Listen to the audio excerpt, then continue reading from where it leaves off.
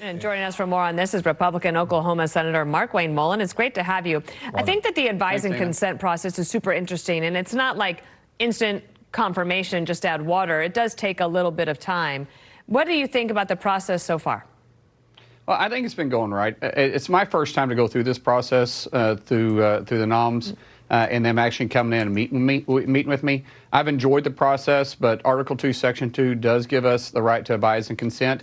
It's impressive to see how many senators are taking this to heart.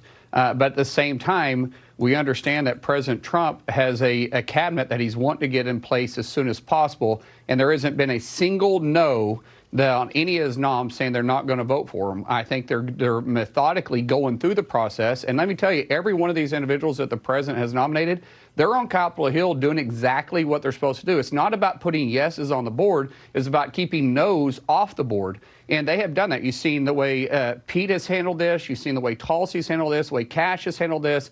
Lori will be, I think I'm her first stop today in my office. I've got to meet with the majority of them so far. And I've enjoyed every one of the conversations, and they don't shy away from the tough questions. They're prepared when they walk in the door, and I think that's why so many people have after they meet with them come out and said, yeah, we look forward to confirming them. A very interesting answer there. Here is Senator John Kennedy out of Louisiana and his concerns about RFK, specifically on abortion. I want to talk to Mr. Kennedy about his abortion stand. He's all over his map, all over the map. There's some of his comments could be construed, I think fairly, to suggest that he supports abortion up to the moment of birth. And I don't think any fair-minded American does. Yeah, think about that. I mean, I'm not saying it's true, but if he draws that out and at least leaves the impression in a public hearing, I mean, what can you lose? Like 4 votes total? No, I don't. He answered that straight out for me, and I've had the privilege of getting to know Bobby because we campaigned together. We're in the motorcade together. We've already had these tough conversations, but I met with Bobby either yesterday or the day before. I'm not sure. I think it was yesterday, and we had a great conversation. When I asked him about it, I said, "How are you going to explain this? Because you're going to come in front of my committee and you're going to be asked this question." He said, "First of all, I think there's too many abortions." Period. And now I'm a father of 6 with 3 adopted and 3 biologicals. I like to say 3 that came natural and 3 we chose.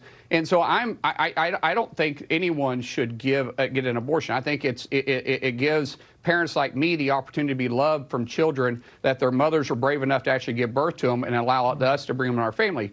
The way Bobby answered it to me, though, he says, here's where it comes down to one thing. I'm serving at the president's will.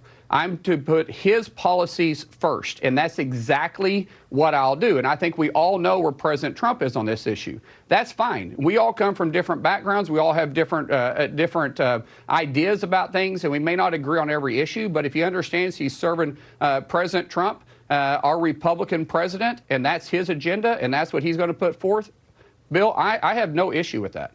And he said yesterday in the hallway when asked about does he support the polio vaccine, he said, "Oh yeah, I support it." Absolutely. Do you think any backsliding on that, or that's what he supports?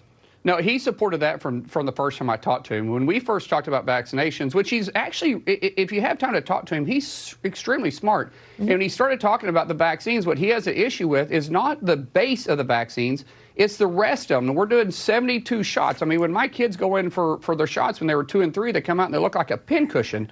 And he's like, there's something going on here because in my day, only 1 in 10,000 kids were diagnosed as autistic. Now 1 in 34 kids and 1 in 22 males are diagnosed as autistic. I'm not saying, he said, I'm not saying that's from the vaccines. I'm saying we should do more studies and find out what's causing that because there's no other country in the world that has those statistics. What's the difference? And I think that's real. I mean, 1 in 34 and 1 in 22 males, it's going to affect every family. Perhaps worth more point. study, but I think that the vaccine and autism connection has been, they've looked into that particular one. But I see your point. And I think there are a lot of moms out there, moms and dads are saying, does it make sense to give this many shots at this time? So perhaps that's a conversation that is worth it. And what Trump has said is go out and get the information, bring it to us, and we're going to have this public discussion. We're going to see whether or not Democrats are willing to meet with him or how many they're willing to meet with before their hearings, because right now they're not necessarily lining up. But, sir, thank you for coming on. It's great to get your perspective. Thank you, sir. Thanks for having me on. All right.